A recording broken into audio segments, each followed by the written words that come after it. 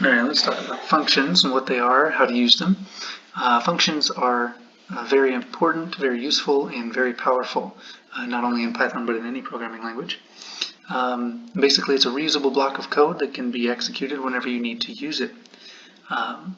So we define a function using the def keyword, which is just the first three letters of the word define. And then you give it a name, and it has to be a unique name. It cannot be, you can't have two functions with the same name inside the same file. Otherwise, Python doesn't know what to do and which one you're trying to use. So you give it the name, and then it has to be followed by these parentheses. Okay. Without the parentheses, then Python doesn't recognize it as a function, and it doesn't work properly. Okay. Now, since it is a block of code, you do have to have this the colon. Otherwise, just like with all your other structures that use blocks, like the if statements, if else, and then the loops, the for loop and the while loop, they all have the colons because you are defining a block that is associated with it. Okay, and then inside that block of code, which is indented, as you can see here, I have one indentation. So this line is defined inside this function. It is part of the block. So I'm defining just one line here for this function, and now all I have to do is execute it, and it'll run that every time I call the function. All right, so if I run this, you'll see that there is actually no output. It doesn't do anything. It doesn't print anything. And you say, well, hey, it's got this print statement here, so it should print the words my function, right? Yes, but only when it's executed. All this does right now is define it. Okay, so it defines it and makes it available for use, and then what you have to do is you have to go out and use it. You can compare that kind of to a car, right? A car has a lot of functionality that is put into it from a factory. It has the gas pedal, the brake pedal, which are functions. You press the gas pedal, it accelerates, increases your speed. You press the brake pedal, it's going to decelerate or decrease your speed. Those can be considered functions of the car. And until you get in and press the gas pedal or the brake pedal, they're not actually going to do anything. It just sits there, it's waiting. It has the functionality, but you need to get in and actually do something with it. It's the same thing with, same concept for Python. When you're defining, you can define your functions, and once they're defined, it's got the ability to do it, but it's not going to actually do anything until you get in and start using the functions. So you can make the function do something by calling it with, you type its name, and then you put the parentheses at the end of it. Without those parentheses, Python doesn't recognize it as a function, and you don't get the desired behavior. So this is called calling a function. So now, if I run this, I first define my function, and then I execute it using this line here. So now we should get the output. There it is. And it prints the words my function. Okay? So that's how you define functions, and you can execute them. Now you should already be familiar with a lot of the functions, or with a few functions at least. These are called built-in functions, the ones that you're familiar with, such as print, input, and range. There's dozens more, but those ones you're already familiar with and you've used. You may not have known they were functions, but they are. So when you type the word print and put in the parentheses, Python recognizes it as calling the print function. Okay. Now I do want to talk, just kind of mention the naming conventions for functions. Typically, you'll give it a name that uses an action word or a phrase, action phrase, such as, do something, or print, get value, calculate sum, or whatever. That's just because a function, as I mentioned earlier, a function it does something. So you want to give it a name that is descriptive, tells you what it does. That way, when you're reading the code, you will be able to know what the code is doing. If you read a function that says calculate area, you're going to, as you come across that, you're going to know that that function is supposed to calculate area, and you don't have to go in and read the definition of the function in order to figure out what it's doing. You should kind of have an idea just by the name of it. So just some good practice there. It's definitely a good idea to give your names, your function names, some kind of a descriptive name tells it what it does. Okay, so in this case I'm going to go ahead and create another function, and I call it print double number. Right? And you can kind of just assume what that does based on the name. That's a good naming convention there. Now I do want to point out here that you can actually accept values inside these parentheses with the function definition. So before, when I defined my function, I just left these parentheses empty. That means I don't receive any input in order to process what I need to do for my function. You can, if you need more information in order to properly go through what your function needs to do, you can specify values that you want to have in order to do something. These are called parameters. Okay, so you can specify parameters within this the parentheses of your function definition. Okay, in the definition, this list is called, everything in here is called a parameter. Okay, so let's see. In this definition, I use my def keyword, then I give it a name. I have to open the parenthesis, then I specify any parameters if I want them. In this case, I want a number to be passed in. That way I can do something with that number. Okay, I can print double the number. That's what I'm going to do. So then I have this print statement that prints the number that I received. Okay, I specify that as a parameter, and I multiply it by 2, and then I print out that result. Okay, so now I call the function. This is called calling the function. I mentioned that earlier, I think.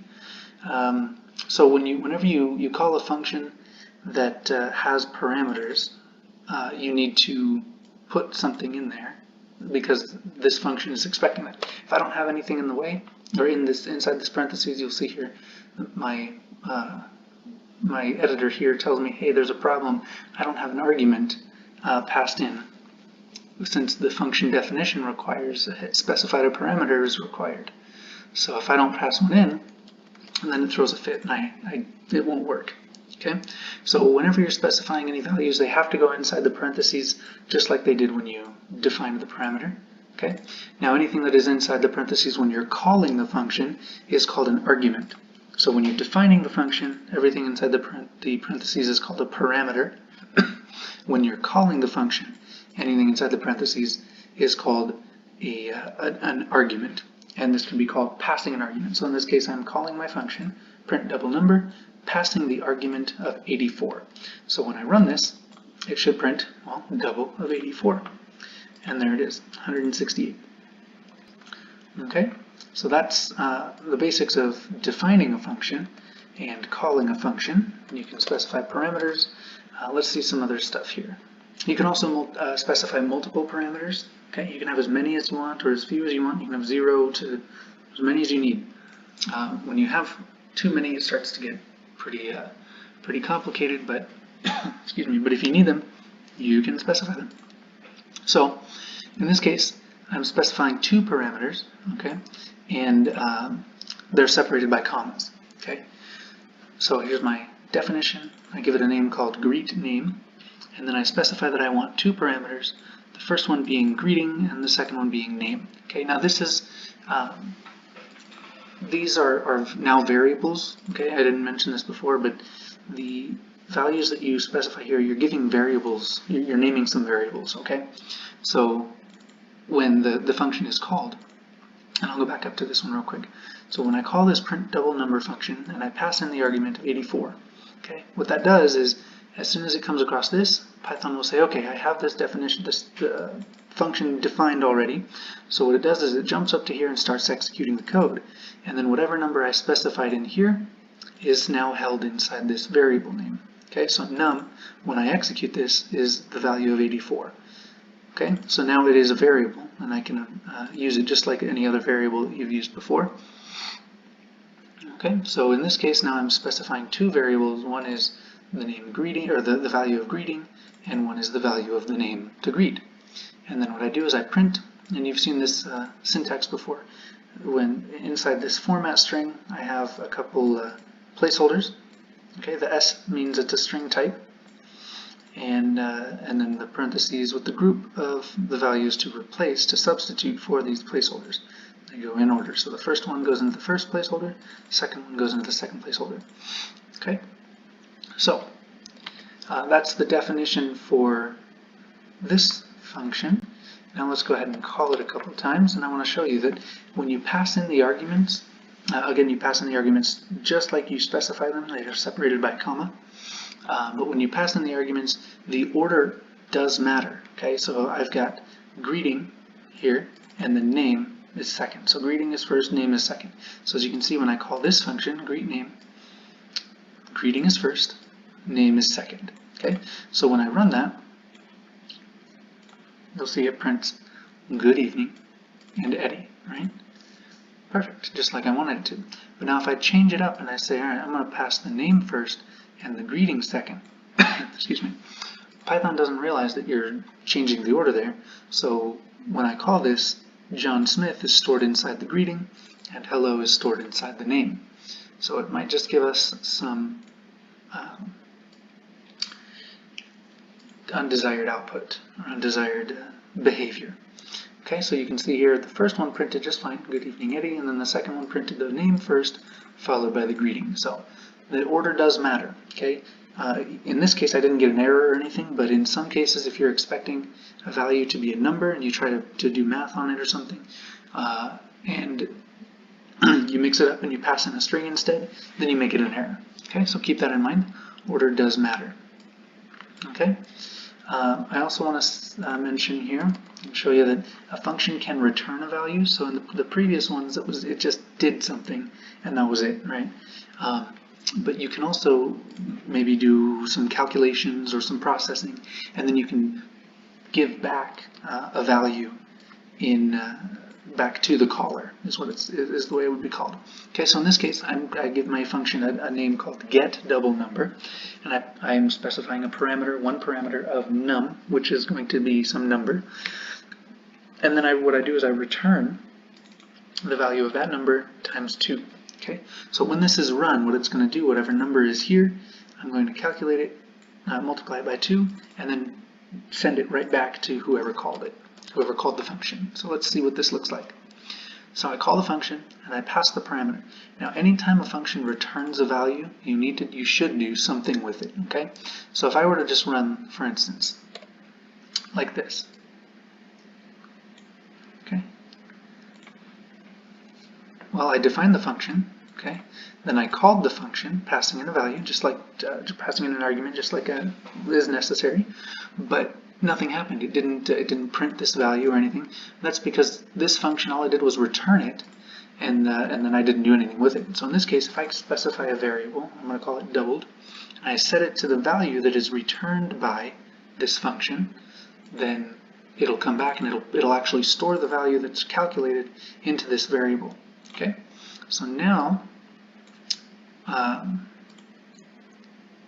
let's do this. Let's run this portion. You'll see again no output down here, and that's because I stored the value, but I didn't print it yet. So let's try this again, and we'll actually print the value that's returned. And there we go. 22 is, in fact, double 11. So that's what we get there. So yeah, you can return a value from a function, or in these cases, all I did was print something. I didn't have to return it. So when it's a non-returning function, you don't have to set the value equal to anything or anything to that effect. You can just call it. Okay, now one that you have seen is the input function.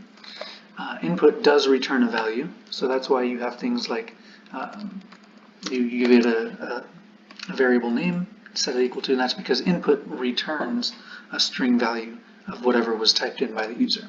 Okay. Now I'm going to mention here that a function can have any valid code in it. Okay. So this example, I'm not going to explain it too thoroughly or anything because that's kind of beyond the scope of this course. But I just kind of want to show you that you can have a function that's as long as it needs to be. It can do all kinds of crazy cool things. It can have more blocks inside, ifs, elses. It can have loops. It can do whatever it needs to inside that function. And it can be as long as it needs to be. So in this case, I define a function. I'm calling it solve the quadratic, and I'm specifying some parameters that I need, A, B, and C. I get a set of result, and then I start doing my calculations. Now, and then you'll see here, I'm checking these conditions after I do some calculations because this calculation has to work a certain way. If you have different values, then you can get some bad information, bad results. So I'm checking here to make sure I'm not doing any square roots of negative numbers, which is going to cause problems. And then I also make sure that I'm not trying to divide by a 0 at all. This is part of error handling and errors and stuff. And again, that's beyond the scope. This whole example was just to demonstrate that you can do whatever you need to inside a function. Okay, it can do whatever you need, and it can be as long as you need. So let's go ahead and I'm going to show you it does work here.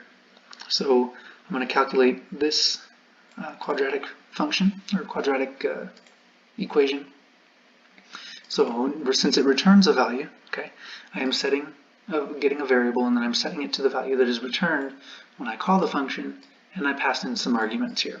Okay, and then we'll print that out, and you can see it prints out the values that are returned by the calculation. Okay, so you can have again, you can have a function that does whatever it needs to. All right. I did mention you can have loops inside a function, so here's an example of a function that has a loop in it. So I call this function say hi n times, and I specify a parameter of n, and then I do a loop. For I in range up to n, I print the word hi. Okay, so if I call it, passing in the value of 4, I get hi, hi, hi, hi, just like anticipated. Okay. So something else here that's not, it's useful to know, it's not entirely required, I don't think, but you can define a function and skip the body of it. You can, basically you're just putting this on hold, saying I want to create the function, but I don't want to write out all the body of the function yet. You can do that using the pass keyword. Okay, so because if I say, you know, I don't want to do anything yet, I'm going to come back to it, and then I start writing something else down here and go if da da da da, it's going to say, hey, wait a minute, I'm expecting some values in here because you're defining a function. So you can just type the keyword pass, and then that lets Python know that you're going to come back to this later. Okay, it won't do anything when this function is called. It won't have any output. It'll just skip it. Okay. So why would that be necessary? I mean, that might just be necessary if you're still kind of in the development process, and you're like, okay, I know I need to have a function that does this, and I know I need to have a function that does this, and you just start defining a few functions, at least the names of them. Then you can at least just put the pass in there. That way, you won't get errors if you try to run the code. Excuse me. All right. Now you can also, I want to point out, this is a pretty important feature of functions and something that can be very useful. Because like I said before, you can't have two functions with the same names, but you can specify default parameters. Okay, so in this case, I have I'm going to kind of go back to that function that I created earlier where I did the greet name. This time I call it greet name default. That way you kind of know that this one has a default parameter for the greeting. So I'm still specifying two parameters in here, name and greeting, but by doing this and setting greeting equal to hello right in the definition of the parameter, this is a default value. Okay, so when I call the function, I don't have to specify anything for the greeting portion. Okay, so if I call the function and I just pass in one value, it'll take the place of name. Nothing is specified after that, so this function will set the greeting by default to hello. Okay, so let's run this, and you'll see it says hello, Master Wayne. Okay, now if you want to, you can override the default parameters. And in this case, I'm specifying both the name and I'm specifying the greeting, which is going to overwrite whatever this value is. So let's run that. And you'll see now it prints with the overwritten greeting. Okay, so that's useful if you need, excuse me, if you have, let's say, a calculation thing that you're doing and one of the values is usually the same number, you can set a default to it, and then you don't have to worry about specifying it every time if you don't want to. Something else I want to point out on default parameters, if you're going to mix up named positional parameters, this is called a positional parameter, as I mentioned before, the order of the arguments must match the parameter list. Right? If you mix up the order of the arguments, then it'll assign it to different parameters that you may not be expecting. If you're going to mix the positional with the named and default parameters, then all the default parameters have to come after the positional ones. Okay, so if I were going to create another one and do like, I don't know, age, and make that a positional one, you'll notice I'm getting a problem, right? Non-default argument follows a default argument. That can't happen because if I were to do this, right, and say 25, right, and I say, okay, I want the default greeting to be hello, I'm going to say the name is Master Wayne, and then I'm like, all right, I'm going to give it an age because that's one that is not a default parameter. Python's not going to know. It's going to say, hey, this is supposed to be the second parameter, second argument. The second argument is supposed to go in the second parameter, but it doesn't really understand what's going on, and it's hard to explain because, again, it doesn't really understand. It doesn't work. But you can have another default, right? You can specify defaults after that, as many as you need to, but anything that is not a default argument has to come before any default arguments. Okay. Now, when you have default arguments as well, you can specify the values. So I can say this is the greeting. Excuse me. I can do something like this. And then in that case, the position doesn't matter. So I could do something like this. And then when I call it, Python will assign the age to the age and the greeting to the greeting. Okay.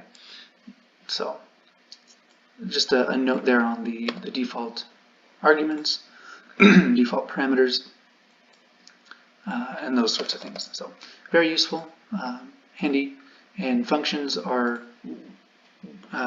very important and a great way to make your code reusable. As I mentioned, this is all reusable. I can call it as many times as I want to, where I want to, and it's a great way to make your programs a little more robust and easier to read, easier to follow, easier to debug and maintain, all that stuff. So functions are great. Use them and learn them.